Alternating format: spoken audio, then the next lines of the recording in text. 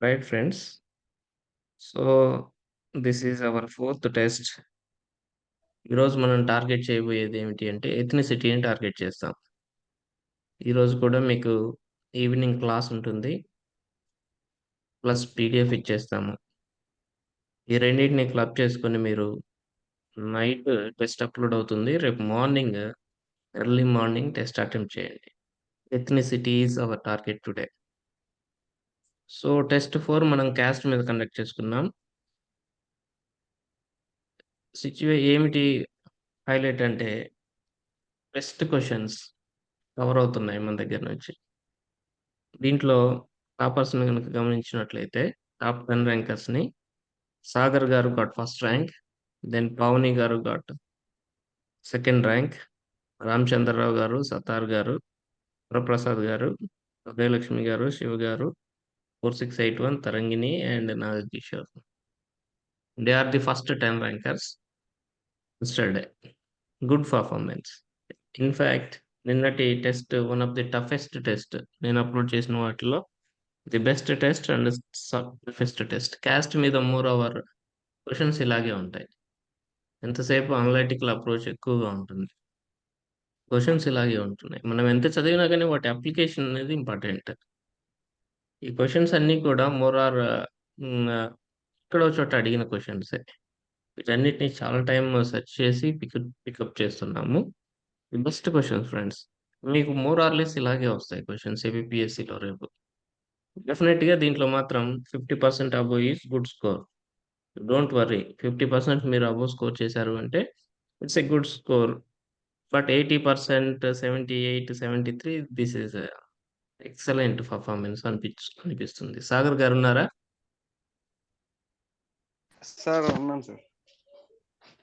Sagar hello. గారు ఎలా prepare అయ్యారు మీరు నిన్న దీనికి?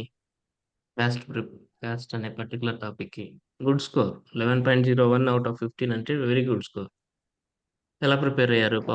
చెప్పండి సాగర్ గారు. సార్ అదే పీడిఎఫ్ చూశాను సార్ ముందు.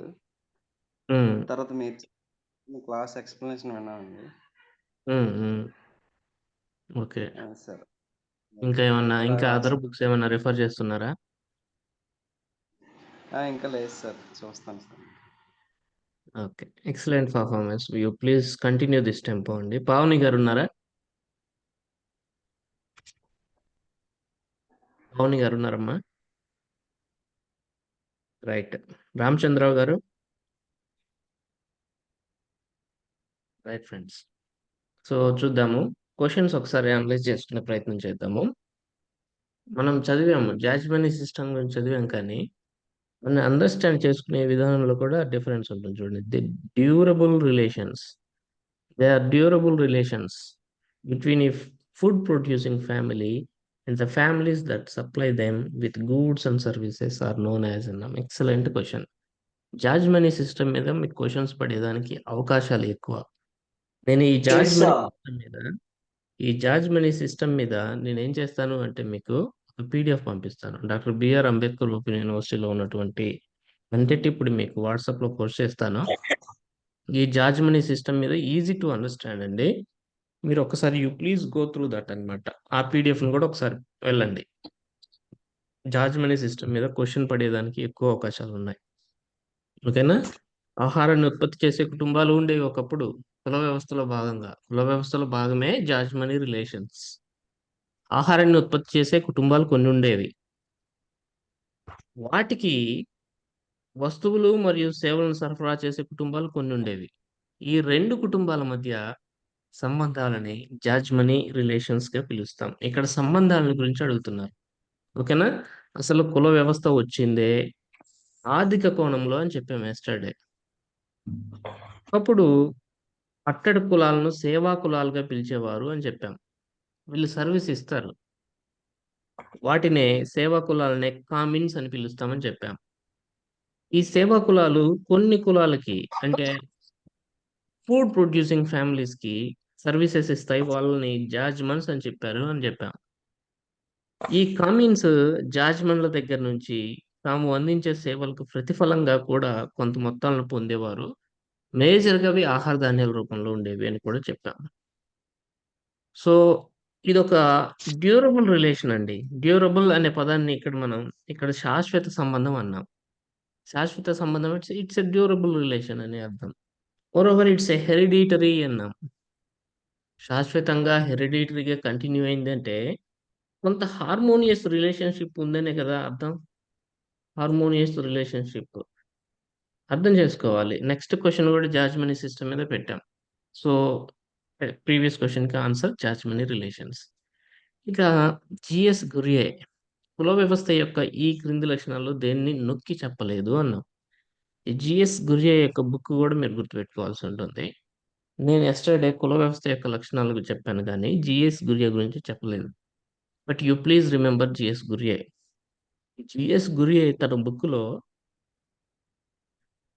కొన్ని లక్షణాలు చెప్పాడు కుల వ్యవస్థకి. మనం కుల వ్యవస్థ లక్షణాలు క్లియర్‌గా ఇచ్చేసాం. సెగ్మెంటల్ డివిజన్ చేస్తుంది. సమాజాన్ని సెగ్మెంటల్‌గా డివైడ్ చేస్తుంది అన్నాం. ఇది ప్రీవియస్ క్వెషన్ అండి. సేమ్ వర్డ్ రిపీట్ అయింది చూడండి. Segmental division of the society right? హ్మ్. దెన్ హైరార్కీ ఉంటుంది కుల వ్యవస్థలో. హ్మ్. అని చెప్పాం. యెస్. కుల వ్యవస్థలో స్పష్టంగా హైరార్కీ అనేది ఉంటుంది. దెన్ ఓపెన్ సిస్టమ్ అన్నాం. కుల వ్యవస్థ అనేది ఒక ఓపెన్ సిస్టమా అండి? కాదు. It's a closed system. It's a closed system. Mobility తక్కువ. అచీవ్డ్ సొసైటీయా ఇదేమన్నా అంటే కాదు. కాదు. అది కూడా అచీవ్డ్ సొసైటీ కాదు. ఈ రెండిటి లక్షణాలను మేము చెప్పలేదు నేను మీకు. పొల్యూషన్ అండ్ ప్యూరిటీ ఆధారంగా చేసుకొని కుల వ్యవస్థ ఉంటుంది అని చెప్పాం. Yes. Purity and pollution base చేసుకొని ఉంటుంది. సో, మీరు జాగ్రత్తగా చూసినట్లయితే ఈ 2 ఎలిమినేట్ చేస్తే ఏబీసీ ఏబీఈ అది రైట్ ఆన్సర్. ఏబీఈ ఎక్కడుందండి? ఏబీఈ మీకు ఆన్సర్ లేదా? ఏ అండ్ ఈ నాట్ అన్నాం కదా!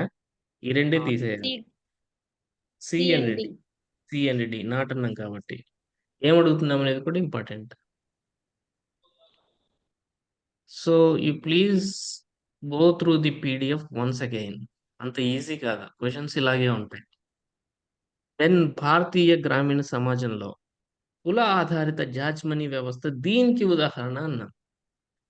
Cost based judgement relation of Indian rural society is an example of అన్నాము. ఇక్కడ మీకు కొంచెం క్లారిటీ వస్తది. యూనిటీకి అనేది మీరు ఎలిమినేట్ చేస్తారు. భిన్నత్వానికి అనేది కూడా కొంతవరకు ఎలిమినేట్ చేస్తారు కానీ, భిన్నత్వంలో ఏకత్వమా లేదా వివక్ష అనే దాంట్లో మీరు కన్‌ఫ్యూజ్ అవుతారు. మోస్ట్ ప్రాబబ్లీ వివక్ష అనే దానికి ఎళ్తారు. ఎందుకంటే లోవర్ కాస్ట్‌లేమో సర్వీస్ ఇచ్చే కులాలుగా ఉంటాయి. వాటిని కమిన్స్ అని పిలిచాం. కొన్నేమో హైర్ కాస్ట్‌లేమో సర్వీస్ రిసీవింగ్ కాస్ట్‌లుగా ఉంటాయి. వాటిని జాజ్‌మన్స్ అని పిలిచాం. ఇక్కడ వివక్ష ఉంది కదా అని మనకిస్తుంది కానీ, మీకిచ్చిన పీడీఎఫ్‌లో ఇట్స్ ఎ డ్యూరబుల్ రిలేషన్ అన్నాము. శాశ్వత వంశపారంపర్య సంబంధము అని చెప్తున్నాం. శాశ్వతంగా వంశపారంపర్యంగా కంటిన్యూ అయింది అంటే there is a harmonious relationship అని ఇంప్లిసిట్ మీనింగ్. సో, ఖచ్చితంగా ఇది భిన్నత్వంలో ఏకత్వానికి దారితీసింది అనే మీనింగ్‌లో దీన్ని మీరు తీసుకోవాల్సుంటుంది. Most of the previous question అండి. ఆన్సర్ ఇదే ఇచ్చారు. సో, దీనికి వెళ్ళినంత మాత్రాన మీరేమి వర్రీ కావాల్సిన అవసరం లేదు. కాస్త పాజిటివ్ యాంగిల్‌లో చూసే ప్రయత్నం చేయాలి. ఇక్కడ జాజ్‌మనీ సిస్టమ్‌ని. సో, మళ్ళీ జాజ్‌మనీ సిస్టమ్ మీదే పెట్టాను. Jajmani system in traditional Indian society was based on which of the following అని చెప్పాం. సాంప్రదాయ భారతీయ సమాజంలో జాజ్‌మనీ వ్యవస్థ క్రింది వానిలో దేనిపై ఆధారపడి ఉంటుందని చెప్పాం. సో, సర్వీస్ ఇస్తున్నారు. సర్వీస్ ప్రొవైడింగ్ క్యాస్ట్‌లుంటాయి. వాటిని కామిన్స్ అని పిలిచాం. సర్వీస్ ఇస్తున్నారు. తాము ఇచ్చినటువంటి సర్వీసెస్‌కి ఇన్ రిటర్న్ వాళ్ళేం పొందుతున్నారు అంటే, కొంత ప్రతిఫలాన్ని పొందుతున్నారు. Mostly in the form of food grains అని జెప్పాం. అంటే ఇస్తున్నారు, తీసుకుంటున్నారు అంటే it's a barter system. It's a barter system అండి. గిఫ్ట్ ఎక్స్‌చేంజ్ అనుకోవద్దు. It's a barter system. ఇస్తున్నారు, తీసుకుంటున్నారు. మార్కం జరుగుతుంది కదా! సో, మీరిక్కడ జాగ్రత్తగా చూస్తే కామిన్లు తమ సేవలకు ప్రతిఫలాలను పొందేవారు. So that it's a barter system. Gift exchange కాదు. ఓకేనా? Then identify the social process which are linked to the change of social structure అన్నాం. సామాజిక నిర్మాణం యొక్క మార్పుకు సంబంధించిన సామాజిక గేట్లు ప్రక్రియలు. తీసినప్పుడు జనాలు వెళ్ళరు. మ్యూట్ చేసుకోవాలి. Please mute your self. Mute చేసుకోవాలి. ప్రీవియస్ క్వశ్చన్ ఏమండి? ఇప్పుడు అన్మ్యూట్ చేసి మాట్లాడండి. ఉం?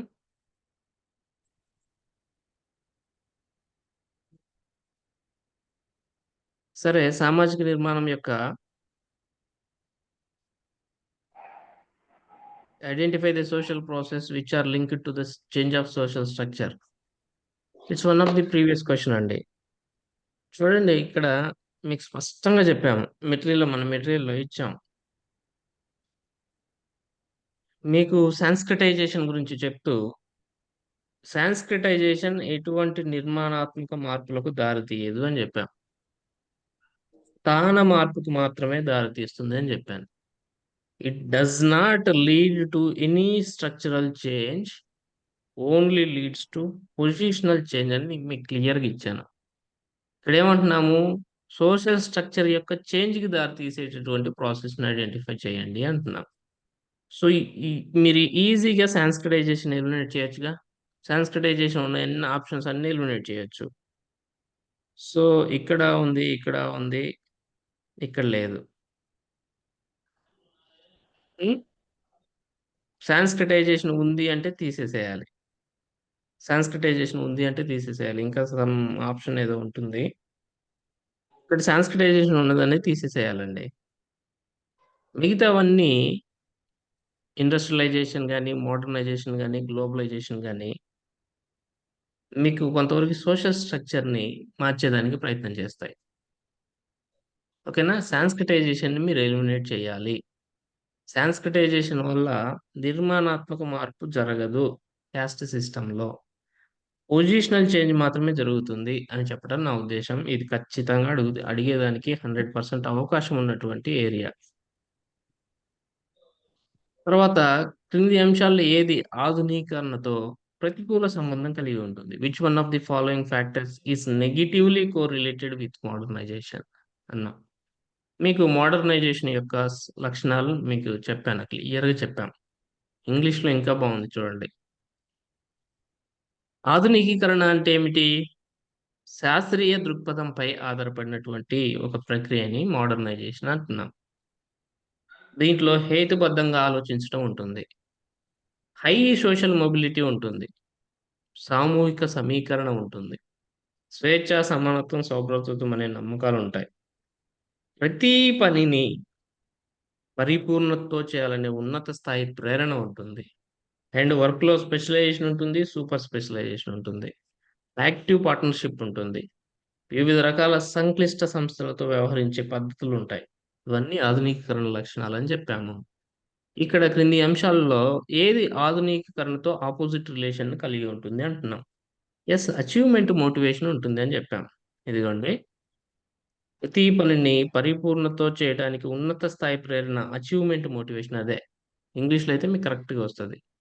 మోటివేషన్ అనేది ఉంటుంది, సాధించాలనే ప్రేరణ అనేది ఆధునికతకు నిదర్శనం. అండ్ కాస్మోపాలిటనిజం, ఎస్, విశ్వమానం. ఇదేంటి? స్వేచ్ఛ, సౌభ్రాతృత్వం, సమానత్వము, ఇవన్నీ విశ్వభావనకు సంబంధించినవే. తర్వాత ఇండివిజువలిజం, ఎస్, ఇండివిజువలిజం చూడండి, వ్యక్తిగత స్థాయిలో మార్పులు అవసరం అని చెప్పాం. ఇందులో ఇండివిజువలిజం కూడా ఉంటుంది ఆధునికీకరణలో. But nothing to do with మతతత్వము, రిలీజియాసిటీకి అండ్ ఆధునికీకరణకు సంబంధం లేదు. ఇన్ఫ్యాక్ట్ ఇది ప్రతికూల సంబంధాన్ని కలిగి ఉన్నటువంటి అంశం. దెన్ ఎంఎన్ శ్రీనివాస్ యొక్క ఆధిపత్య కులం యొక్క లక్షణాలు ఏమిటి అన్నాం. ఆధిపత్య కులం యొక్క లక్షణాలు స్పష్టంగా మనం పీడిఎఫ్లో ఇచ్చేసాం. ఆధిపత్య కులము అని ఏ కులాన్ని అంటామంటే, ఈ క్రింది లక్షణాలను కలిగి ఉన్న కులము ఆధిపత్య కులంగా ఆవిర్భవించవచ్చు అని చెప్పి మనం మెటీరియల్లో ప్రొవైడ్ చేశాం. ప్రాంతాల్లో విస్తారమైన భూ వనరులు దానికి ఉండాలి, అంటే మంచి ఆర్థిక పరిస్థితి ఉండాలి, రాజకీయంగా ఆధిపత్యం కలిగిన సమూహంగా ఉండాలి, అది అధిక జనాభా ఉండాలి, హై రిచువల్ స్టేటస్లు ఉండాలి దానికి, English education, English medium education, వ్యవసాయంలో భూస్వాములుగా ఉండాలి, నాట్ టిల్లర్స్, కౌలుదారులుగా కాదు, భూస్వాములుగా ఉండాలి, అవసరమైతే పక్కవాడిని హింసించే స్వభావం కూడా మజిల్ పవర్‌ని కలిగి ఉండాలి. అలాంటి కులాలు డామినెంట్ క్యాస్ట్‌లుగా అవతరిస్తాయి అని జెప్పేసి యెస్టర్‌డే చెప్పాను. ఎంఎన్ శ్రీనివాస్ యొక్క భావనని మీ క్లాస్‌లో గూడా చెప్పాను. Dominant caste is proposed by or introduced by MN Srinivas. So, MN Srinivas యొక్క ఆధిపత్య కులం యొక్క లక్షణాలేమిటి అంటున్నాము. చూడండి, numerical strength and political power. Yes, ఇప్పుడే చెప్పాను. Economic power through ownership of land. Yes, ఇప్పుడే చెప్పాను. Western education and jobs in administration. Yes, western education means English education. Urban source of income. Urban source of income. ఇది కూడా అండి. ఇది నేను మీకు చెప్పలేదు. బట్ మీరు ఆప్షన్స్ జాగ్రత్తగా చూస్తే over gone. Give me 1 second friends. Will connect my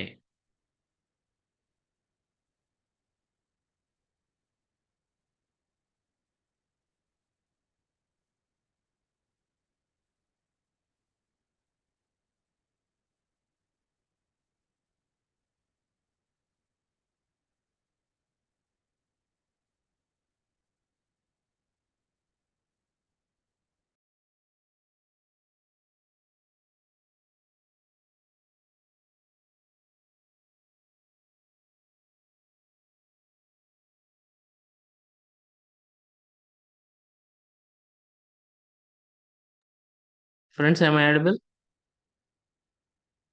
power cut అయింది. Yes sir. Yes, sir. Sir.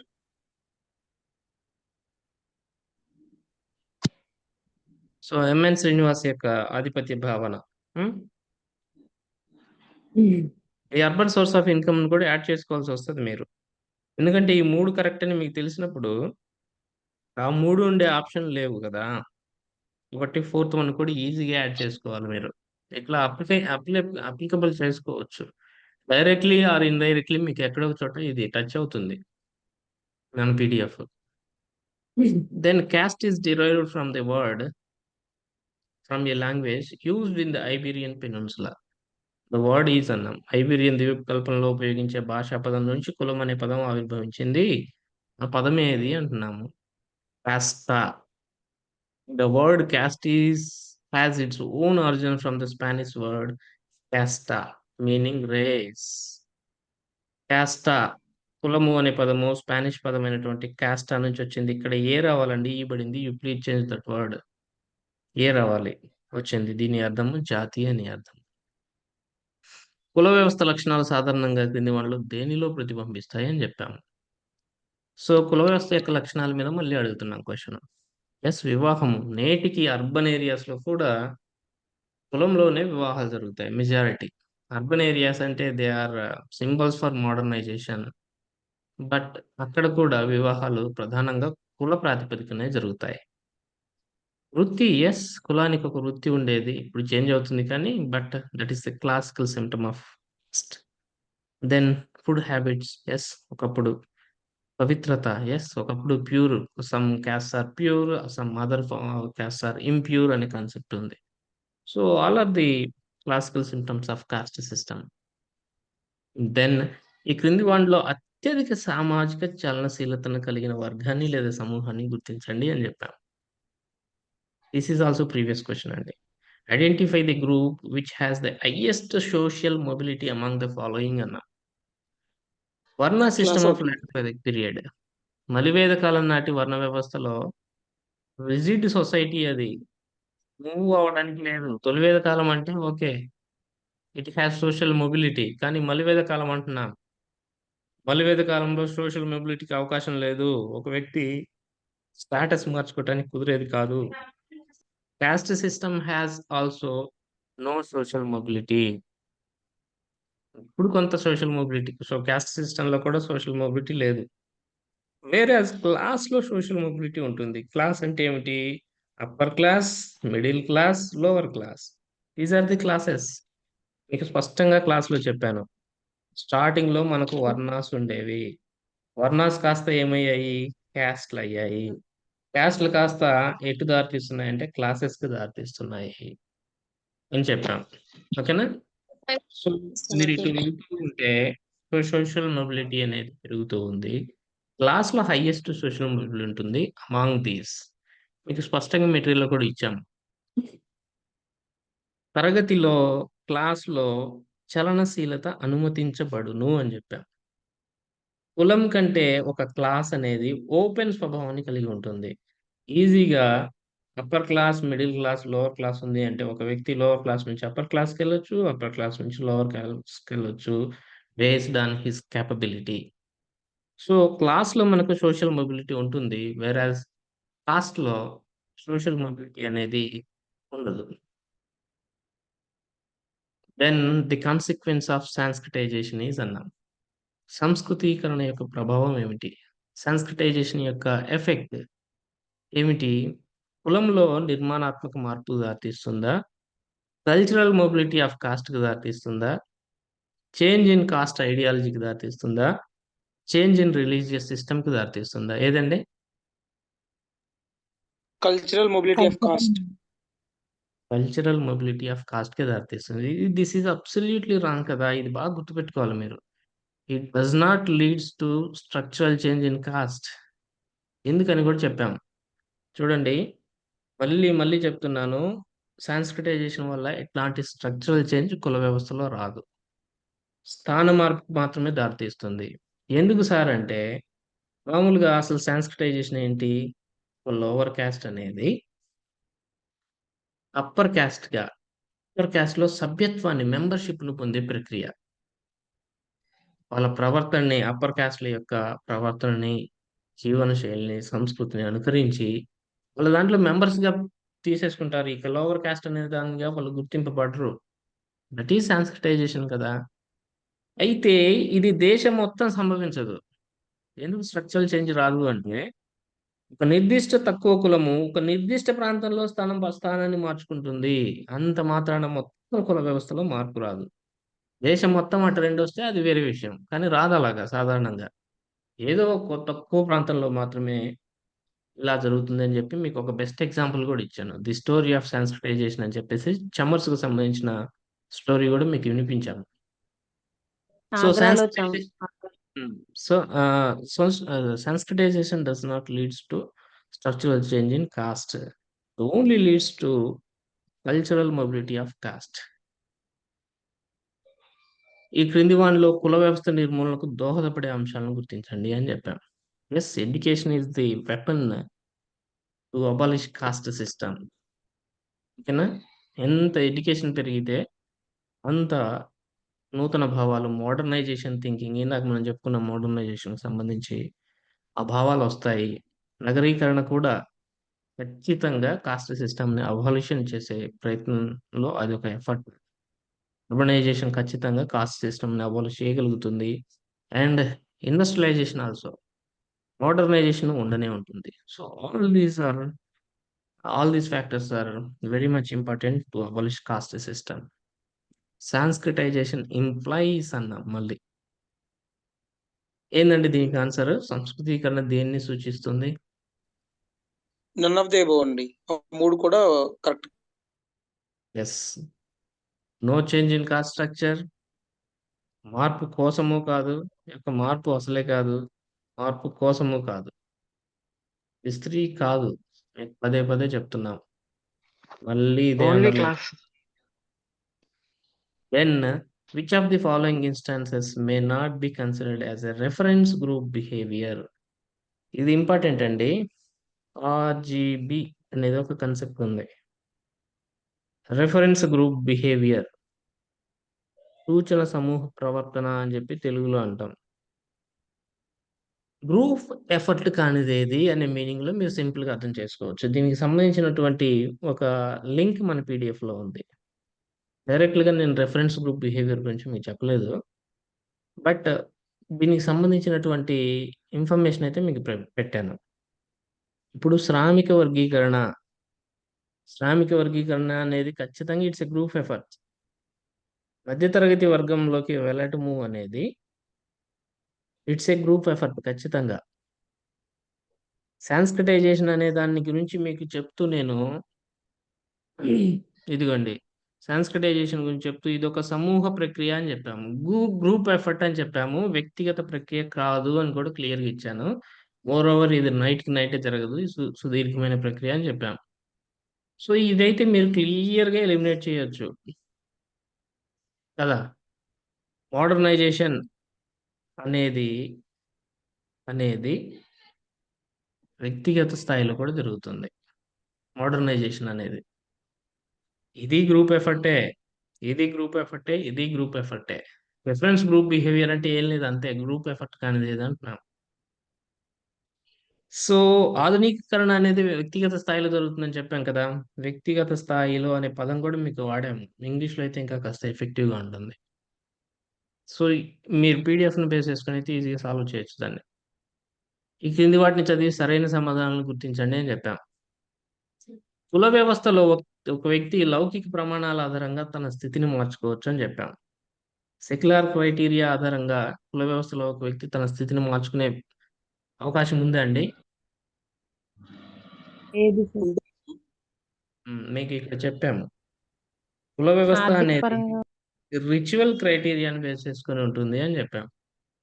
వేరాజ్ class తరగతి అనేది సెక్యులర్ క్రైటీరియాని బేస్ చేసుకొని ఉంటుంది అని చెప్పాం. సో క్లాస్ సెక్యులర్ క్రైటీరియాని బేస్ చేసుకొని ఉంటుంది. అంటే సెక్యులర్ క్రైటీరియా అంటే ఏం లేదు. సోషియల్లీ అండ్ ఎకనామికల్లీ డెవలప్ అవడమే secular criteria. Nothing above that. Socially, economically ముందుకెళ్ళిపోవడమే సెక్యులర్ క్రైటీరియా అంటే. అది క్లాస్‌లో ఉంటుంది. కాస్ట్‌లో ఉండదు. This is wrong. The caste system consist of hierarchy. Yes, absolutely. సోపానక్రమం ఉంటుంది. కానీ మీకు క్లాస్‌లో ఉంటుందా? క్లాస్‌లో సోపానక్రమం అనేది ఉండదు. హైరార్కీ అనేది ఉండదు. The caste system also made the untouchables an integral part of the system. Yes, C correct. Absolutely. Absolutely. Caste సిస్టమ్‌లో యెస్ ఉన్నారు. Untouchables they are part of. కానీ వేరేస్ వర్ణ సిస్టమ్‌లో జాతీయ విద్యలు. అన్‌టచబుల్స్ ఔట్‌సైడ్ ది సిస్టమ్ అన్నమాట. హైరార్కీ. సరైన సమాధానాలు గుర్తించాలి కాబట్టి ఫస్ట్ తీసేసేయాలండి. ఫస్ట్ తీసేసేయాలి. బి, సి రావాలి మీకు. మీకు లేదా ఆన్సర్ లేదా? హ్మ్. Sorry friends. కాస్ట్ సిస్టమ్‌లో హైరార్కీ లేదు కదా! కాస్ట్ సిస్టమ్‌లో హైరార్కీ ఎక్కడుంది ఒకసారి చూడండి. అదే కదా సార్. ఓన్లీ క్లాస్‌లోనే ఉంటుంది కదా! అవును. అవును. ఇదిగోండి ఇక్కడ చూడండి. ఇక్కడ ఇచ్చాం. కాస్ట్ సిస్టమ్‌లో హైరార్కీ లేదు. వర్ణకి మరియు జాతి ఆర్ కాస్ట్‌కి మీకు తేడా చెప్తూ వర్ణంలో హైరార్కీ సోపానక్రమం అనేది ఉంటుంది. బ్రాహ్మణులు పైన అని చెప్పి, బ్రాహ్మణులు పైన, క్షత్రియులు, తర్వాత వైశ్యులు, ఆ తర్వాత శూద్రులు అని చెప్పేసి హైరార్కీ ఉంటుంది. వేరేస్ కాస్ట్ సిస్టమ్‌లో అది ఉండదు. జాతి ఆర్ కాస్ట్ సిస్టమ్‌లో ఈ విధమైన సోపానక్రమం ఉండదు. హ్మ్. కాబట్టి జాగ్రత్తగా గుర్తుపెట్టుకోవాలి. కాస్ట్ సిస్టమ్‌లో సోపానక్రమం ఉండదు. బట్ వర్ణ సిస్టమ్‌లో సోపానక్రమం ఉంటుంది. ఆన్సర్ ఇది కూడా తప్పండి. Absolutely wrong. సో ఇదొక్కటే. కాస్ట్ సి సిస్టమ్‌లో answer. Also made of untouchables and integral part of it అని చెప్పాం. ఇదిగోండి మీకు ఇక్కడ ఎక్కడో ఇచ్చానండి నేను. Hmm. Somewhere I have provided that point also. So C is the only thing right answer అవుతుంది. సో సార్ అది అండి క్వెషన్స్ కాస్త టిపికల్ క్వెషన్స్. మీకు ఈ సార్ స్థాయిలో అడిగితే మాత్రం మీకు బాగా చదివే వాళ్ళు బెనిఫిట్ అవుతారు. టఫర్ సైడ్ సార్ క్వెషన్ ఎగ్జామ్ అయితే ఒక్క నిమిషం. టఫర్ సైడ్ ఉంది. క్వెషన్స్ పేపర్ అయితే టఫర్ సైడ్ ఉంది. చెప్పండి. ఇప్పుడు చెప్పండి. సార్ అది మీరు బాటర్ సిస్టమ్ ఇచ్చారు కదా, ఆప్షన్ లో గిఫ్ట్ ఇచ్చారు సార్ ఆన్సర్ ఎగ్జామ్ లో.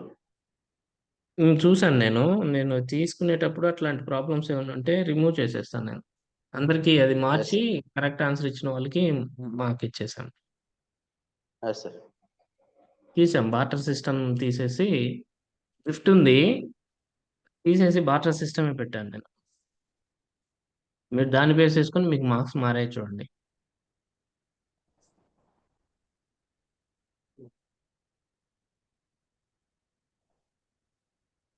టఫర్ సైడే అండి. క్వెషన్ పేపర్ టఫర్ సైడే ఉంది. పెద్దగా మీకు కానీ బట్ మీరు ఈ పీడిఎఫ్ చదివితే మీరు ఇలాంటి నేషనల్ లెవెల్ ఎగ్జామ్స్‌లో అడిగిన క్వెషన్స్ కూడా సాల్వ్ చేయగలరు అనే ఉద్దేశంతోటి మీకది పెట్టాం. బట్ 80% స్కోర్ కొంతమందికొచ్చిందంటే it's a very great thing. మళ్ళీ ఒకసారి జాగ్రత్తగా చదువుకోండి. దీనికి ఇంగ్లీష్ వెర్షన్‌ను రెఫర్ చేయడానికి ట్రై చేయండి. ఇంగ్లీష్ వెర్షన్ అయితే వెంటనే బ్రెయిన్‌లోకెళ్ళిపోతుంది. Easy to understand.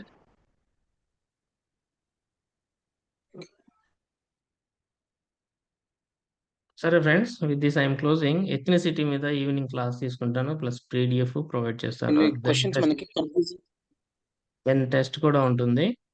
మీరు రేపు మార్నింగ్ అటెంప్ట్ చేయండి. మార్నింగ్ టెస్ట్ అనలైజ్ చేసుకొని రేపు మళ్ళీ టార్గెట్ పెట్టుకుందాం.